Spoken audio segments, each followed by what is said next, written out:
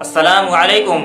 ہمارے معاشرے میں ایک رسم بہت تیزی سے پھیل رہی ہے اور وہ ہے میت کے غسل کے حوالے سے، اور یہ صرف کھلی ہوئی بدعت ہے، اس کے سوا اور کچھ نہیں ہے۔ بدعت کے علاوہ اور کوئی چیز اس میں نہیں پائی جاتی، شریعت کے رو سے کہیں تک یہ درست نہیں ہے۔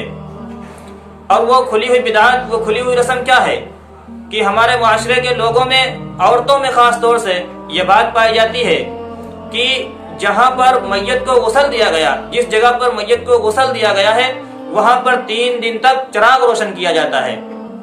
یہ چراغ روشن کرنا میت کی جگہ پر جہاں پر میت کو غسل دیا گیا ہے، یہ کھلی ہوئی بدعت ہے۔ اس سے ہم سب کو بچنا چاہیے، اور اگر کوئی یہ شریعت سمجھ کر کرتا ہے تو اور زیادہ گناہ ہے۔ پھر تو اس کو اپنے اصلاح کی ضرورت ہے، اس کو اپنے عقیدے کی صحیح کرنے کی ضرورت ہے۔